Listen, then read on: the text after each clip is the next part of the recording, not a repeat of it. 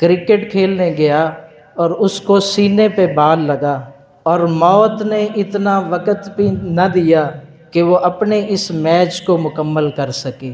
یہ کوئی دور کی بات نہیں ہے، ابھی کچھ دن پہلے کی بات ہے کہ ایک دلہا، عربی کے شاعر نے بڑی خوبصورت بات لکھی ہے، کہنے لگا لو کان فی الدنیا بقاء لما مات مرسلین محمد صلی اللہ علیہ وآلہ وسلم، اگر اس دنیا میں کسی نے ہمیشہ رہنا ہوتا تو وہ حضرت محمد صلی اللہ علیہ وآلہ وسلم کی ذات ہوتی، لیکن اللہ کا قانون ہے کل نفس ذائقۃ الموت، جو بھی اس دنیا میں آیا ہے اس نے اللہ کے پاس جانا ہی جانا ہے، چاہے کوئی غریب ہے چاہے کوئی امیر ہے۔ السلام علیکم ورحمۃ اللہ وبرکاتہ۔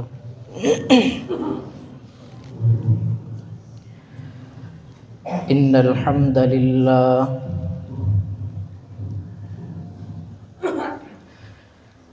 نحمده ونستعینه ونستغفره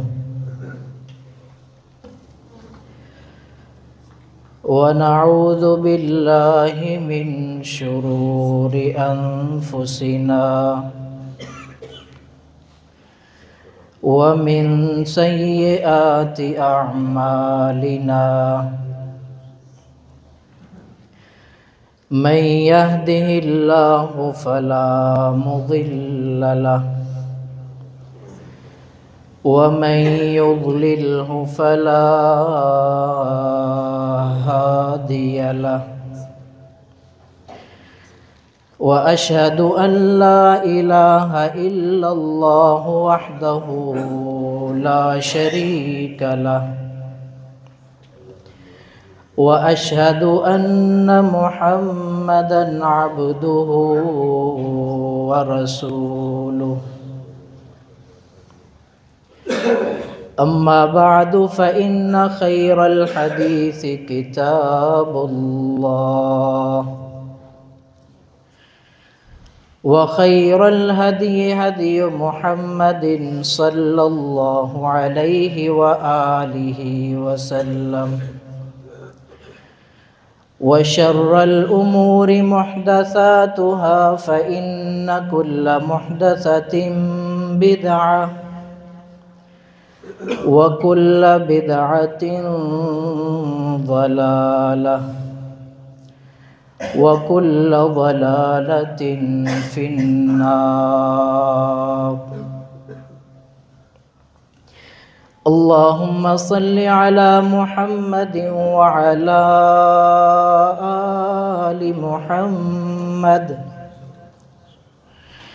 كما صليت على إبراهيم وعلى آل إبراهيم إنك حميد مجيد۔ اللهم بارك على محمد وعلى آل محمد كما باركت على إبراهيم وعلى آل إبراهيم إنك حميد مجيد۔ رب اشرح لي صدري ويسر لي أمري واحلل عقدة من لساني يفقه قولي، رب زدني علما رب زدني فهما، اللهم انفعنا بما علمتنا وعلمنا ما ينفعنا وزدنا علما۔ قالوا سبحانك لا علم لنا إلا ما علمتنا إنك أنت العليم الحكيم۔ قال الله تبارك وتعالى في القرآن المجيد والفرقان الحميد: اقترب للناس حسابهم وهم في غفلة معرضون قال رسول الله صلى الله عليه وآله وسلم كن في الدنيا كأنك غريب أو عابر سبيل الہی جب تلک میرے بدن میں جان رہے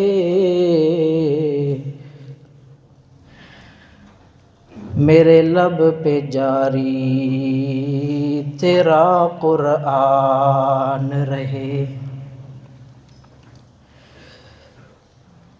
تمنا ہے کہ دنیا میں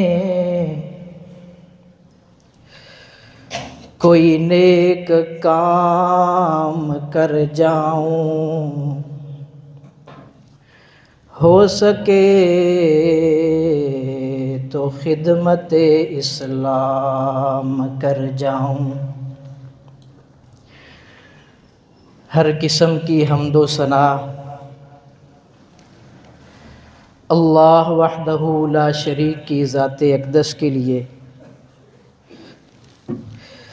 جو ساری کائنات کا خالق، مالک، رازق، داتا، لجپال ہے۔ درود و سلام امام الانبیاء جناب محمد الرسول اللہ صلی اللہ علیہ وآلہ وسلم کی ذات اقدس پہ۔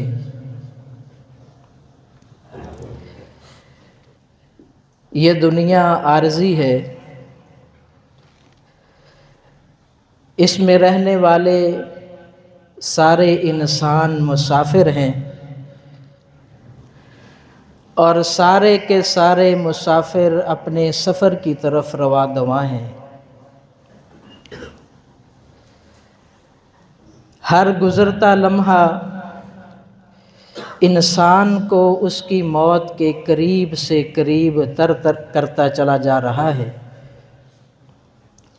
انسان یہ سمجھتا ہے کہ اس کی زندگی بڑھ رہی ہے، اصل میں اس کی زندگی ختم ہو رہی ہے۔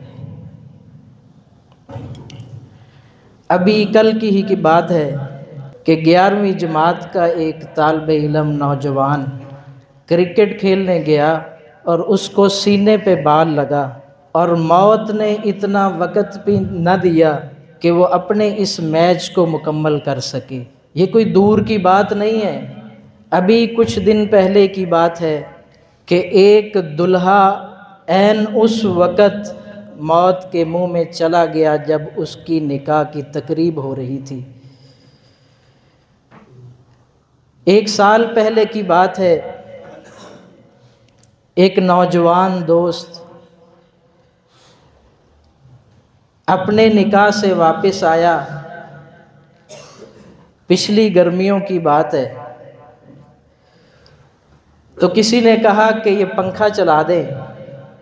پنکھے کو چلانے لگا تو اس کو کرنٹ لگا، تو موت نے اس کو شادی کی خوشیاں دیکھنے کی بھی مہلت نہ دی۔ ہم نے بھی سوچنا ہے کہ کتنے ہی ہمارے دوست، ہمارے رشتہ دار، نوجوان اور بزرگ اس دنیا سے جا چکے ہیں۔ کتنے ہی چہرے جو ہمیں پچھلے سالوں میں نظر آتے تھے آج نظر نہیں آتے۔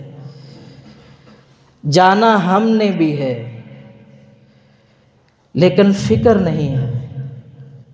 اس دنیا میں آ کے انسان اس دنیا کو ہی سب کچھ سمجھ کے بیٹھ جاتا ہے اور اپنے حقیقی اور اصل مقصد کو بھول جاتا ہے۔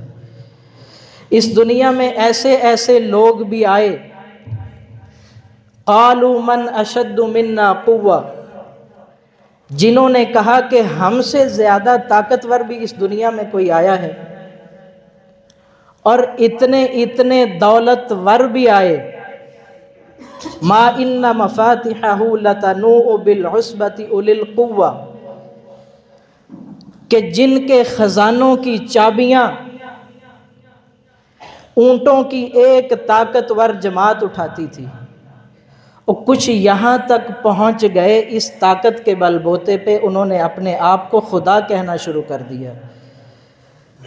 ان کی دولت، ان کے یہ خزانے اور ان کی طاقت اور ان کے خدائی کے دعوے ان کو موت سے نہ بچا سکے۔ عربی کے شاعر نے بڑی خوبصورت بات لکھی ہے، کہنے لگا لو کان فی الدنیا بقاء لما مات مرسلین محمد صلی اللہ علیہ وآلہ وسلم، اگر اس دنیا میں کسی نے ہمیشہ رہنا ہوتا تو وہ حضرت محمد صلی اللہ علیہ وآلہ وسلم کی ذات ہوتی، لیکن اللہ کا قانون ہے کل نفس ذائقۃ الموت، جو بھی اس دنیا میں آیا ہے اس نے اللہ کے پاس جانا ہی جانا ہے، چاہے کوئی غریب ہے، چاہے کوئی امیر ہے، چاہے کوئی کمزور ہے، چاہے کوئی طاقتور ہے، چاہے جو بھی ہے، اس نے موت کا ذائقہ چکھنا ہی چکھنا ہے۔ موت سے انسان کی ملاقات کا وقت مقرر ہے، قل ان الموت الذی تفرون منہ فانہ ملاقیکم، تم جو مرضی سوچتے رہو، تم جو مرضی سمجھتے رہو، غفلت میں پڑتے رہو، لیکن جب موت نے آنا ہے تو اس نے نہیں دیکھنا۔ یہ موت والی بس، یہ موت والی ٹرین ہمیشہ چل رہی ہے، ہم اسٹیشن پہ کھڑے ہیں، جس کا وقت ہوگا اس نے سوار ہو کے آگے چلے جانا ہے۔ دمشق شہر تھا، اس کا ایک ہی مرکزی دروازہ تھا، رات کو تھکے مسافر وہاں پہ آرام کرتے، اور صبح فجر کی اذان سے قبل قافلے کا راہی آواز لگاتا، قافلے والو اٹھو روانگی کا وقت ہو چکا ہے۔ بادشاہ کو یہ آواز بڑی خوبصورت لگی، وہ اس کی آواز کو سننے کے لیے فجر کی اذان سے قبل اٹھ جاتا۔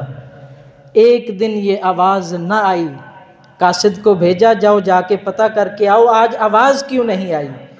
فجر کی نماز کا وقت بھی گزر گیا، انہوں نے بتایا کہ وہ قافلے کا راہی آج خود اپنی منزل پہ رواں ہو چکا ہے، اور دمشق شہر کے ہی بادشاہ کے محل کے سامنے سے ایک اللہ کا نیک بندہ گزر رہا ہے۔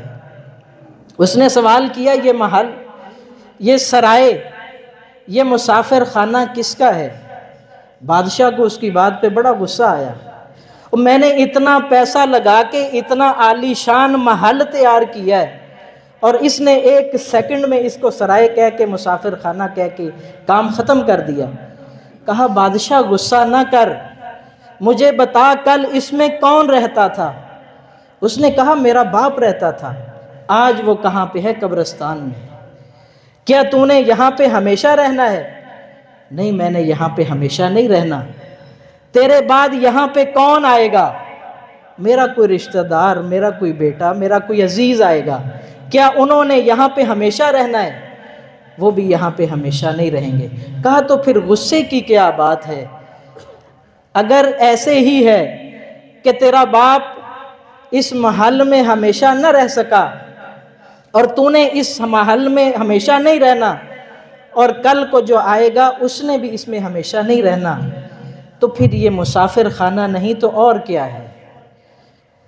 یہی فرمایا کن فی الدنیا کأنک غریب او عابر سبیل، اس دنیا میں ایسے رہیں جیسے کوئی مسافر رہتا ہے، جیسے کوئی اجنبی رہتا ہے۔ مسافر جہاں پہ جاتا ہے وہاں پہ دل لگا کے نہیں بیٹھتا، وہ وہاں پہ عارضی طور پہ جاتا ہے، اس کو پتہ ہے کہ میں نے واپس اپنی منزل پہ جانا ہے۔ اور یہی ہماری صورتحال ہے، یہ دنیا ہمارے لیے مسافر خانہ ہے، اس دنیا میں ہم نے ہمیشہ نہیں رہنا، اس دنیا سے ہر کسی نے جانا ہی جانا ہے۔ اور صحابہ اکرام رضوان اللہ علیہم اجمعین کی زندگیوں کو پڑھ کے دیکھ لیں، آخرت کی فکر، رونا دھونا، ہر طرف آپ کو یہی فکر آئے گی، یہی فکر نظر آئے گی کہ ہماری آخرت بہتر ہو جائے۔ فرمایا اکثروا ذکر ہاضم لذات الموت، جس موت کو آج ہم بھول کے بیٹھے ہوئے ہیں، ہم نے کبھی سوچا بھی نہیں، فرمایا کہ اس موت کو کثرت سے یاد کیا کرو، یہ لذتوں کو ختم کرنے والی چیز ہے۔ اگر گناہ کی لذت سے بچنا چاہتے ہو تو ہمیشہ اپنی موت کو اپنے سامنے رکھا کرو۔ اور ایک انصاری صحابی آئے، سوال کیا، اللہ کے رسول مومنوں میں سب سے زیادہ افضل کون ہے؟ آپ نے فرمایا احسنہم اخلاقا، جس کا اخلاق اچھا ہو۔ دوسرا سوال کیا، من ہم الاکیاس، مومنوں میں سب سے زیادہ عقل مند کون ہے؟ سب سے زیادہ سمجھدار کون ہے؟ یہی سوال اگر ہم سے کیا جائے تو ہم اپنی سوچ کے مطابق جواب دیں گے۔ کوئی کہے گا کہ جس نے سب سے بڑی ڈگری حاصل کی ہے وہ عقل مند انسان ہے، جو اس دنیا میں پیسہ زیادہ کماتا ہے وہ زیادہ عقل مند ہے، جو اپنے تجارت کو کامیابی کے ساتھ سر انجام دیتا ہے وہ کامیاب انسان ہے، عقل مند انسان ہے۔ لیکن رسول اللہ صلی اللہ علیہ وآلہ وسلم نے عقل مند انسان کی دو نشانیاں بتائی ہیں۔ فرمایا اکثرہم للموت ذکراً، جو اپنی موت کو کثرت سے یاد کرتا ہے وہ عقل مند انسان ہے، جو اپنی موت کو ہمیشہ یاد رکھتا ہے، جو اپنی موت کو ہمیشہ اپنے سامنے رکھتا ہے، کسی بھی کام کرنے سے پہلے وہ اس بات کا اندازہ رکھتا ہے کہ میں نے اس دنیا سے جانا ہے اور اللہ کے سامنے کھڑا ہونا ہے۔ اور فرمایا اس کی دوسری نشانی یہ ہے وَأَحْسَنُهُمْ اسْتِعْدَادًا لِمَا بَعْدَ، موت کے بعد آنے والے مراحل کو اچھی طرح سے تیار کر کے جاتا ہے۔ ذرا بتائیں، ایک زندگی ہے 50 سال کی اور ایک وہ زندگی ہے جو کبھی بھی ختم نہیں ہوگی۔ جس طرح انسان کو یہاں پہ ضرورتیں آتی ہیں، انسان کو لباس کی ضرورت ہے، انسان کو مکان کی ضرورت ہے، اسی طرح انسان کو آخرت میں بھی ان چیزوں کی ضرورت پڑے گی۔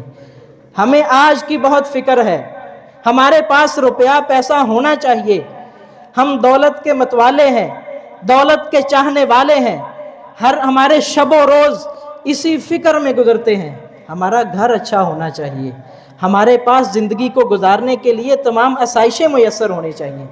ہاں یہ بھی ہونا چاہیے، لیکن آخرت کی تیاری بھی ہونی چاہیے، ہمیں آخرت کی فکر بھی ہونی چاہیے۔ قبر میں ہم کیا کریں گے، ہمارے ساتھ جو قبر میں آنے والے مسائل ہیں ہمارے پاس ان کا بھی جواب ہونا چاہیے۔ سیدنا عثمان بن عفان رضی اللہ تعالیٰ عنہ 17 مرتبہ اللہ کے رسول صلی اللہ علیہ وآلہ وسلم نے جنت کی بشارت دی ہے۔ 10 مبشرہ صحابیوں میں شامل ہیں، پکے جنتی ہیں جن کے جنتی ہونے میں کوئی شک نہیں۔ ایک دن تو ایسا آیا، فرمایا ما ضر عثمان ما عمل بعد هذا اليوم، آج کے بعد تو کوئی نیک عمل نہ کرے تو تجھے کوئی بھی نقصان نہیں پہنچا سکتا۔ اور آخرت کی فکر کتنی زیادہ ہے، قبر کا ڈر کتنا زیادہ ہے، اور ہم کتنی بے فکری کی زندگی گزار رہے ہیں۔ جب قبر کا تذکرہ ہوتا تو آپ کا غلام ام ہانی بیان کرتا ہے کہ ایسے روتے کہ داڑھی تر ہو جاتی، آنسوؤں سے تر ہو جاتی، اتنا روتے آنسوؤں سے داڑھی تر ہو جاتی۔ کہا اے عثمان، آپ کے سامنے جنت اور جہنم کا بھی تذکرہ ہوتا ہے، آپ اتنا نہیں روتے، قبر کے معاملے میں آپ بہت روتے ہیں، وجہ کیا ہے؟ کہتے ہیں مجھے حضور کی وہ حدیث یاد آ جاتی ہے جو آپ نے فرمایا ان للقبر اول منازلۃ الآخرہ۔ کیا ہم نے کبھی سوچا ہے اپنی قبر کے بارے میں؟ کیا ہم نے اس کی تیاری کی ہے؟ ہم دنیا میں کسی سفر میں جائیں، ہم اس کی طوالت کے مطابق اس کی تیاری کر کے جاتے ہیں، اور وہاں کا موسم کیسا ہے اس کے مطابق تیاری کر کے جاتے ہیں۔ اور اگر مہینہ رہنا ہے تو ہماری تیاری اور ہوگی، اور اگر 10 دن رہنا ہے تو تیاری اور ہوگی، اور اگر ہم نے ایک جگہ سے دوسری جگہ جانا ہے تیاری اور ہوگی، ایک ملک سے دوسرے ملک جانا ہے تو تیاری اور ہوگی۔ یہ ایک جگہ سے دوسری جگہ کا سفر نہیں ہے، یہ ایک ملک سے دوسرے ملک کا سفر نہیں ہے، یہ ایک کائنات سے دوسری کائنات کا سفر ہے، اور ہم نے اس کے مطابق اس کی تیاری نہیں کی۔ کہا کہ مجھے وہ حدیث یاد آتی ہے ان للقبر اول منازلۃ الآخرہ لو نجا منها احد ایسر بعد، اور اگر اس میں انسان کامیاب ہوگا تو آنے والے منازل بھی اللہ آسان کر دے گا، اگر کوئی اس میں کامیاب نہ ہو سکا تو آنے والی جو منازل ہیں وہ بھی مشکل ہو جائیں گے۔ اور سیدنا سعد بن معاذ رضی اللہ تعالیٰ عنہ کے بارے میں 2055 نمبر سنن ابن ماجہ میں روایت موجود ہے، فرمایا ھذا الذی تحرک لہ العرش، اے میرے صحابہ یہ وہ عظیم صحابی ہے کہ اللہ کا عرش ہل گیا اس کی موت پہ، فتحت لہ ابواب السماء، اللہ نے جنت کے دروازوں کو کھول دیا، شہدہ 70,000 من الملائکہ، اور 70,000 فرشتوں نے اس کی نماز جنازہ کے اندر شرکت کی ہے۔ اور ہوتا کیا ہے، لقد ضم ضمۃ ثم فرج عنہ، قبر قریب آتی ہے پھر واپس چلی جاتی ہے۔ اور سیدہ عائشہ رضی اللہ تعالیٰ عنہ کے الفاظ ہیں، ان للقبر ضغطہ لو نجا منہا احد لنجا منہا سعد بن معاذ، قبر ہر میت کو دبوچتی ہے، اگر کوئی اس سے بچتا تو سعد بن معاذ رضی اللہ تعالیٰ ضرور بچتے۔ اور آپ نے ایک صحابی کا جنازہ پڑھایا، اس کی قبر پہ دعا کی، اس کے بعد رونا شروع کر دیا، اور اتنا روئے کہ مٹی تر ہو گئی، وہاں کی مٹی تر ہو گئی۔ سوال کیا اللہ کے رسول آج اتنا رونے کی وجہ کیا ہے؟ فرمایا یا اخوانی لمثل ھذا فاعدوا، اگر کسی چیز کی تیاری کرنی ہے تو وہ یہ قبر ہے۔ میں نے بڑے منظر دیکھے ہیں لیکن قبر سے خوفناک منظر کوئی بھی نہیں ہے، قبر سے خوفناک منظر کوئی بھی نہیں ہے۔ قبر کی تنگی، قبر کی تنہائی، وہاں پہ خوفناک مناظر، اگر آپ کو کہہ دیا جائے ذرا سوچیں تو صحیح کہ آپ کے لیے یہ بہت عالی شان ایک محل ہے، اس کے اندر آپ نے رہنا ہے، اس میں دنیا کی ساری سہولتیں موجود ہیں، آپ کی ضرورت کی ساری چیزیں موجود ہیں، لیکن ایک بات ہے کہ آج کے بعد آپ اس محل سے باہر نہیں نکل سکیں گے، اور باہر سے کوئی آپ کو ملنے کے لیے نہیں آئے گا۔ یہ تنہائی کا خوف ہی انسان کو کھا جاتا ہے، موت کا تصور انسان کو ہلا کے رکھ دیتا ہے، اور قبر روزانہ انسان کو یاد کرتی ہے۔ اللہ نے جنت کو بنایا، جبرائیل علیہ السلام کو کہا کہ جنت کو دیکھ کے آؤ، بڑی خوبصورت جنت، ساری سہولتیں آسائشیں موجود ہیں، اللہ اس میں تو سارے جائیں گے۔ کہا واپس آؤ اور دوبارہ دیکھو۔ جب دوبارہ دیکھا تو جو اس کا دروازہ تھا، جو اس کو جانے والا رستہ تھا، انتہائی دشوار، مشکلات، کہا اللہ اس میں کوئی جائے گا۔ جہنم کو بنایا، کہا جبرائیل علیہ السلام اس کو جا کے دیکھ کے آؤ، آگ، بچھو، سانپ، خوفناک مناظر، اللہ اس میں تو کوئی بھی نہیں جائے گا، واپس آؤ۔ واپس آئے، دوبارہ گئے، راستہ بڑا آسان ہے، آسائشوں والا ہے۔ ذرا سوچیں تو صحیح، آپ کسی سفر پہ جائیں، سفر بڑا آسان ہو، راستے میں بڑی سہولتیں میسر ہوں، آپ کے پاس گاڑی بڑی لگژری ہو، آسائش والی ہو، سکون والی ہو، آپ کا سفر بڑا اچھا گزرے، جب آپ منزل پہ پہنچیں تو وہاں پہ ایک خوفناک قسم کا منظر ہو، بھول جائیں گے سارا کچھ، یہ سفر کی سہولتیں انسان بھول جائے گا۔ فرمایا کہ جنت میں جب انسان پہلا قدم رکھے گا، اور جس نے زندگی میں بڑی مشکلات دیکھی ہوں گی، زندگی میں بڑی مشکلات، کبھی پریشانیاں اولاد کی طرف سے، کبھی برادری کی طرف سے، کبھی دوستوں کی طرف سے، کبھی رشتہ داروں کی طرف سے، پوچھیں گے، اللہ پوچھیں گے اے میرے بندے کوئی مشکل دیکھی تھی؟ اللہ تیری جنت میں آنے کے بعد دنیا کی ساری مشکلات کو میں بھول گیا ہوں۔ دنیا کی ساری آسائشوں کو اکٹھا کر لیا جائے تو جنت کی ایک آسائش کا مقابلہ نہیں کر سکتی، اور اگر دنیا کی ساری تکالیف کو اکٹھا کر لیا جائے، ساری پریشانیوں کو اکٹھا کر لیا جائے تو قبر اور جہنم کی ایک مشکل کا مقابلہ نہیں کر سکتی۔ انسان جب جنت میں پہلا قدم رکھے گا تو ساری پریشانیوں کو بھول جائے گا، جب انسان جہنم میں پہلا قدم رکھے گا تو ساری جو آسائشیں ہیں وہ انسان بھول جائے گا۔ فرمایا کہ اگر تیاری کرنی ہے تو اس کی تیاری کرو۔ عطا رحمہ اللہ اپنے بستر پہ لیٹے ہیں اور سکون نہیں آ رہا، کروٹیں بدل رہے ہیں۔ بیوی نے سوال کیا، بیٹی نے سوال کیا، ابا جان آپ سکون سے لیٹ کیوں نہیں رہے؟ کہا جب سے قبر کا ذکر سنا ہے تیرے باپ کی زندگی کا سکون ختم ہو گیا ہے۔ اور سیدنا ابو ہریرہ رضی اللہ تعالیٰ عنہ، کون نہیں جانتا، حدیث کی خاطر اتنی بڑی بڑی قربانیاں دینے والے، اتنے دن بھوکے رہ کے حدیث کا کام کرنے والے، جب موت کا وقت رونا شروع کر دیا۔ کسی نے پوچھا کہ آپ نے تو دین کا اتنا کام کیا ہوا ہے، آپ کیوں رو رہے ہیں؟ کہا مجھے اس بات کو یاد کر کے رو رہا ہوں کہ میرا سفر بہت لمبا ہے اور میرے پاس جو زاد راہ ہے وہ انتہائی کم ہے۔ قلت الزاد و بعد السفر، سفر انتہائی طویل ہے اور جو میرے پاس سامان ہے وہ انتہائی قلیل ہے۔ سیدنا معاذ بن جبل رضی اللہ تعالیٰ عنہ حضور اتنی محبت کرتے ہیں کہ اپنے ساتھ سواری کے اوپر سوار کر لیتے ہیں اور موت کے وقت رو رہے ہیں، اے معاذ حضور آپ سے اتنی محبت کرتے تھے تو آپ کیوں رو رہے ہیں؟ تو کہنے لگے کہ مجھے وہ حضور کا فرمان یاد آتا ہے کہ کل قیامت کے دن اللہ ساری کائنات کو اپنی دو مٹھیوں کے اندر بند کر لے گا، ایک مٹھی کے اندر جنت والے ہوں گے اور ایک مٹھی کے اندر جہنم والے ہوں گے، اور مجھے نہیں اندازہ کہ میں کس مٹھی میں ہوں گا۔ ہماری کیا حیثیت ہے؟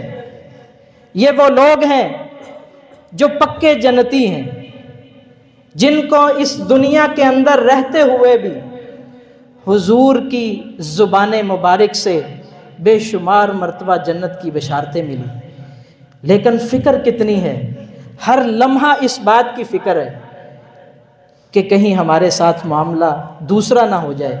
امام ابن الجوزی رحمہ اللہ، ان کی دعوت پہ بے شمار لوگوں نے اسلام قبول کیا۔